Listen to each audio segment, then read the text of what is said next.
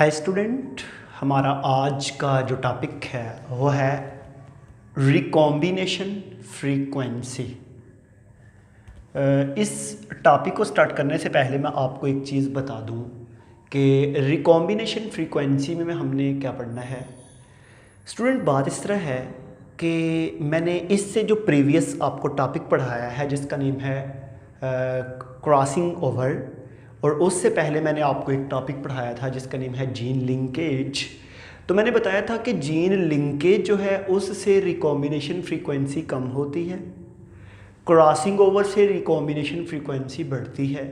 अब ये recombination frequency क्या है? ये है कि percentage of formation of recombination gamete, कि हमारे पास जब दो क्रोमोसोम ओवरलैप करते हैं तो उनके दरमियान कितनी रिकॉम्बिनेशन होती है, उसकी परसेंटेज क्या है या उसकी प्रोबेबिलिटी क्या है, उसको हम क्या बोलते हैं? Recombination frequency. तो आप तमाम स्टूडेंट ने इसको ज़रा बड़े गौर से समझना है और बड़े एहसन तरीके से आपने इसको जो है सीखना है। ठीक है जी। तो यहाँ पे आपको मैं एक चीज़ बता दूँ कि रिकॉम्बिनेशन फ्रीक्वेंसी को फाइंड करने का ये फार्मूला जो है ये आपको पता हो कि recombination frequency is equal to recombination type divided by sum of all combination multiply by 100। ये फार्मूला आपको बहुत अच्छी तरह जो है ये याद होना चाहिए। और वैसे जो है इस तरह के क्रिटिकल पॉइंट होते हैं न्यूमेरिकल टाइप बायोलॉजी के अंदर जो आपको आने चाहिए कि पेपर को आपने कैसे सॉल्व करना है, ये एमसीक्यूज कैसे सॉल्व करने हैं। ठीक है जी। लें जी स्टूडेंट, बात इस तरह है कि मेरे पास ना फॉर एग्जांपल ये एक सेल है, उसमें ये दो क्रोमोसोम हैं। समझ आ रही है? एक एक चीज़ को समझना है ताकि आपको रिकॉम्बिनेशन फ्रीक्वेंसी के क्लियर कट समझ आ जाए। ठीक है जी। लें जी, मेरे पास ना ये जो है ये हो गया जी मेल, और मेल की बॉडी के अंदर दो क्रोमोसोम। ये हो गया जी फीमेल, फीमेल की बॉडी के अंदर दो क्रोमोसोम। मेल और फीमेल की बॉडी के अंदर दो दो क्रोमोसोम हैं और ये डाइप्लाइड है। ठीक है। लेकिन इंसान की बॉडी के अंदर कितने क्रोमोसोम होते हैं? 46। तो तब उसको क्या बोलते हैं? डाइप्लाइड। और जब हैप्लाइड हो तब कितने क्रोमोसोम होते हैं? 23। ठीक है। इसमें दो क्रोमोसोम, इसमें दो क्रोमोसोम।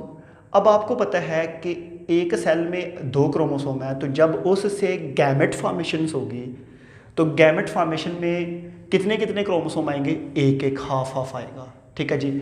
यहाँ पे स्टूडेंट इसको ज़रा देख लें कि ये मेरे पास एक सेल है, इसमें है दो क्रोमोसोम। दो क्रोमोसोम के बाद जब इसमें मियासिस होती है तो मियासिस के बाद इससे दो सेल नहीं बनते बल्कि कितने बनते हैं? चार। और चारों के चारों क्या होते हैं? हैप्लॉइड। ये मेरे पास एक सेल, दो, तीन, चार, और चारों हैप्लॉइड हैं। तो इसका मतलब है कि एक डाइप्लॉइड सेल से कितने हैप्लॉइड गैमेट बनते हैं? चार। ठीक है जी।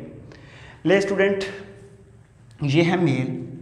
मेल के एक क्रोमोसोम में ये जेनेटिक मेकअप है और उसके होमोलोगस क्रोमोसोम में ये जेनेटिक मेकअप है।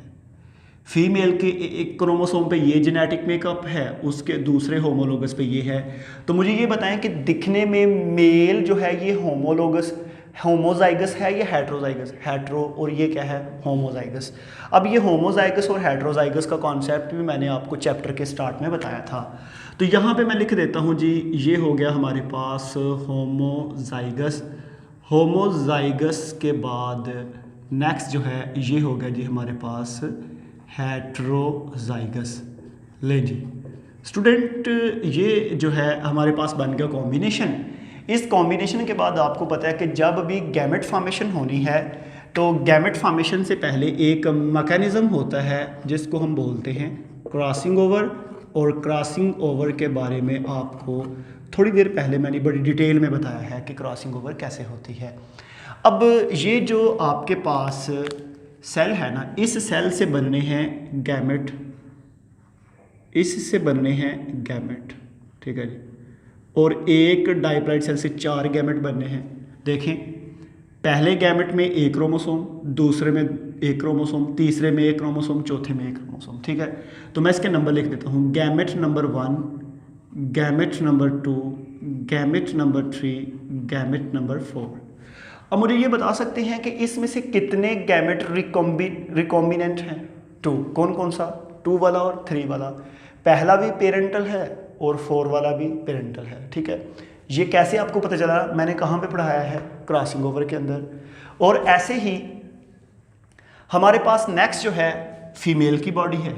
जब आप फीमेल की बॉडी के अंदर देखेंगे तो फीमेल की बॉडी के अंदर भी गैमेट फॉर्मेशन से पहले क्रॉसिंग ओवर होगी। अब देखिए, स्मॉल भी ऊपर चला जाए, स्मॉल भी नीचे आ जाए, कोई चेंज आएगी? नहीं आएगी, क्योंकि है ही वो है। सॉरी, ये मैंने अपोजिट लिख दिया है, ठीक है। ये जो है ये हेटेरोजाइगस है, हेटेरोजाइगस, और ये क्या है? होमोजाइगस, ठीक है जी। अब देखिए, इधर से स्मॉल ऊपर चला जाए, उधर से नीचे आ जाए, मतलब जिस तरह का मर्जी आप कॉम्बिनेशन बना ले, कॉम्बिनेशन बनाने के बाद आपके पास ना लास्ट पे एक ही तरह के गैमेट बनेंगे। समझ आ रही है? मतलब कि देखें ना, स्मॉल भी नीचे से ऊपर चला जाए, ऊपर से नीचे स्मॉल भी आ जाए, फ़ायदा, बात तो वही ही है। तो हमारे पास फीमेल के अंदर कितनी तरह के गैमेट बने हैं? एक तरह के। मेल के अंदर कितनी तरह के बने हैं? 4 तरह के, ठीक है जी। अब क्या होगा कि अब हमने ना इनका आपस में कराना है क्रॉस। आपको पता है कि जब फीमेल की बॉडी के अंदर गैमेट एग बन गया है, मेल की बॉडी में स्पर्म बन गया है, तो बनने के बाद अब इनके आपस में जो है क्रॉस होगा। क्रॉस जब आपने करवाना है ना, तो स्टूडेंट मेरी बात को ज़रा गौर से सुनना है। सबसे पहले हम इसका क्रॉस जो है वो करवाते हैं इससे। जब इसका इससे क्रॉस हुआ तो capital A capital B, small A small B, ये हमारे पास पहला कॉम्बिनेशन बन गया। Capital A capital B, small A small B. समझ आ गई है? उसके बाद फिर नेक्स्ट जो है इसका इसके साथ होगा जब, तो capital A small B, small A small B. समझ आ रही है कि नहीं आ रही? उसके बाद अगला तीसरा जो है स्मॉल ए कैपिटल बी, स्मॉल ए कैपिटल बी, इधर से वही कॉम्बिनेशन ए और बी। लास्ट वाला ए और बी, लास्ट वाले के साथ ए और बी के साथ मल्टीप्लाई करके हमारे पास ये आ जाएगा। अब मेरे पास टोटल 4 ऑर्गेनिज्म पैदा होते हैं, चारों के चारों डाइप्लाइड हैं। मुझे ये बताएं, पहले वाला पेरेंटल है या रिकॉम्बिनेंट है? पेरेंटल। किसकी तरह का? मेल की तरह का या फीमेल की तरह का? मेल की तरह का, ठीक है। ये क्या है? रिकॉम्बिनेंट। ये क्या है? रिकॉम्बिनेंट। ये भी क्या है? रिकॉम्बिनेंट। ये क्या है? पेरेंटल है, लेकिन मेल की तरह का, फीमेल की तरह का? फीमेल की तरह का, ठीक है। इसका मतलब है मेरे पास 4 ऑर्गेनिज्म पैदा हुए हैं, 2 पेरेंटल हैं और 2 रिकॉम्बिनेंट है। अब यहाँ पे ज़रा गौर से सुनना है। अब मैंने ना फाइंड करना था रिकॉम्बिनेशन। मैं ना इस चीज़ को, अब ये मल्टीप्लाई करने के बाद यहाँ तक सारी समझ आ गई आपको या नहीं आई? अब मैं ना आपको ज़रा थोड़ा सा इसको बताता हूँ कि मेरे पास ना ये 2 जीन थे, ठीक है। फॉर एग्ज़ाम्पल ये है जी आई ब्लैक, ठीक है जी, और ये है जी हेयर ब्राउन, ठीक है। और इसके साथ ही आई ब्लैक था, आई ब्लू, पता ना होमोलोगस क्रोमोसोम पे बिल्कुल एक ही जैसा। हेयर ब्लैक, यहाँ पे आप कह सकते हैं कि हेयर ग्रे, ठीक हो गया जी। मतलब अब मुझे ये बताएं कि इस क्रोमोसोम पे जस्ट 2 ही एलील हैं? नो, बेशुमार एलील हैं, लेकिन हमने तो जस्ट 2 ही लिखी हैं। इसके दरमियान भी बेशुमार एलील हैं, लेकिन हमने जस्ट कितनी लिखी हैं? 2। ऊपर कौन सी है? आई ब्लैक, और नेक्स्ट कौन सी है? Hair black. इसके अपोजिट आई ब्लू और इसके अपोजिट हेयर ग्रे, ठीक है। हमने ये देखना है कि जब इनकी आपस में रिकॉम्बिनेशन हुआ है तो कितने % चांस हुआ है रिकॉम्बिनेशन का। मतलब मेरी बात को ज़रा यहाँ पे स्टूडेंट गौर से सुनिएगा। 2 क्रोमोसोम हैं, जब ये दोनों ओवरलैप करते हैं ना, तो मैंने आपको बताया था जीन लिंकेज में, इसको ज़रा गौर से, इस पॉइंट को ज़रा गौर से सुनना है। अगर आप समझ गए ना तो समझो कि सारा पॉइंट। ये मेरे पास ना फॉर एग्जांपल ये एक क्रोमोसोम है, इसमें जीन 1, जीन 2, जीन 3, जीन 4। अब जब इसका दूसरा होमोलोगस क्रोमोसोम इसके साथ ओवरलैप करेगा ना, करने के बाद अगर इधर से इधर अलील ट्रांसफ़र होती हैं, तब जब इनके दरमियान डिस्टेंस बहुत ज़्यादा हो, क्योंकि मैंने बताया था जीन लिंकेज में जितने जीन एक दूसरे के नज़दीक होंगे क्रॉसिंग ओवर उतनी ही कम होगी, जितना इनका डिस्टेंस ज़्यादा होगा क्रॉसिंग ओवर उतनी ही ज़्यादा होगी। इसका मतलब है कि रिकॉम्बिनेशन फ्रीक्वेंसी किस पे डिपेंड करती है? डिस्टेंस के ऊपर, कि एक दूसरे से कितना दूर हैं जीन। देखें एक ये जीन 1 है और ये जीन 4 है, इन दोनों के दरमियान डिस्टेंस ज़्यादा है तो ये आपस में लिंक्ड भी कम है। 4 किसके साथ लिंक्ड है? 3 के साथ। ठीक है जी, यहाँ पे सुने ज़रा। अब हुआ इस तरह कि जब मेरे पास 4 तरह के ऑर्गेनिज्म बन गए ना, मैंने फ़र्ज़ किया सपोज्ड वैल्यू है, ठीक है, मैंने किया हाँ जी 4 ऑर्गेनिज्म बने, 4 तरह के ऑर्गेनिज्म बने। कितनी तरह के? 4। उनमें से जो 10 हैं ना वो इस तरह के हैं, 10 जो हैं वो इस तरह के हैं, और 40 जो हैं वो इस तरह के हैं, और 40 ही इस तरह के हैं। मैंने सपोज किया है 10 इस रिकॉम्बिनेशन के हैं, मतलब इस रिकॉम्बिनेशन मतलब कैपिटल ए आई ब्लैक, साथ हेयर का कलर क्या है? ग्रे। ठीक है, स्मॉल बी को मैंने हेयर ग्रे कलर कहा था ना, तो ये इधर। इसी तरह इसमें देखें स्मॉल ए को क्या कहा था? आई ब्लू, और कैपिटल बी क्या है? Hair black. ठीक है, तो बाकी तो इसका कॉम्बिनेशन पेरेंट वाला ही है। ठीक है जी, तो स्टूडेंट इस तरह हुआ कि जब हमने ना इनको बता दिया कि इतनी इतनी वैल्यू है, अब आपको ये मैंने बताया हुआ है फार्मूला इसका कि recombination frequency is equal to recombination type.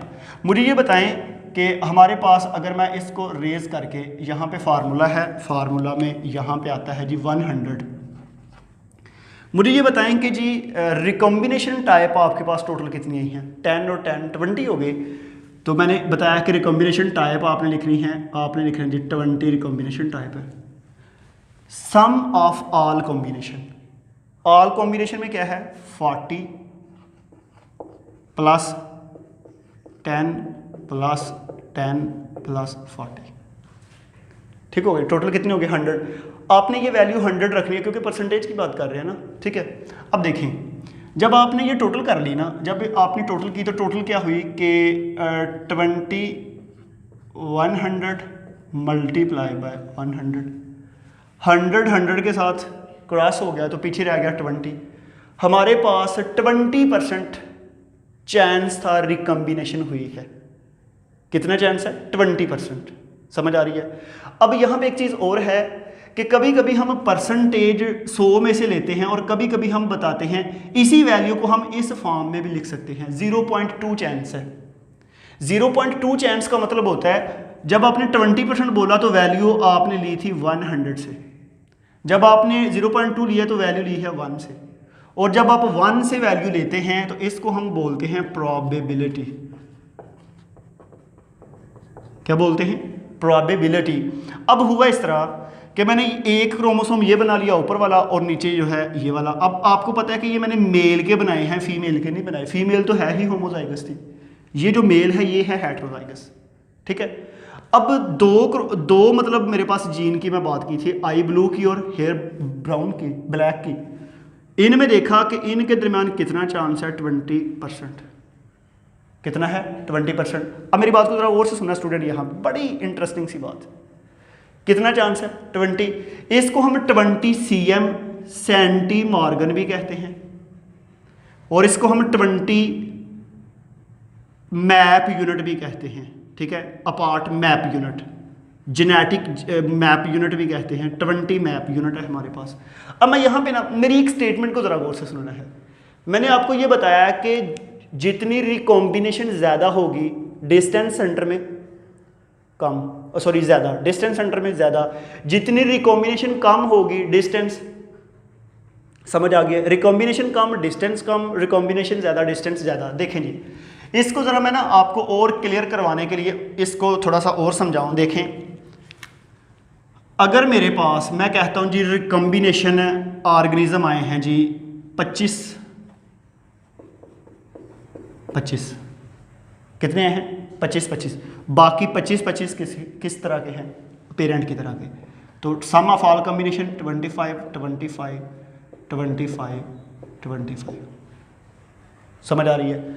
अब मुझे ये बताएं जब इसको जमा करेंगे क्या बनेगा? 100 से कैंसिल, तो पीछे क्या जवाब आएगा? 50।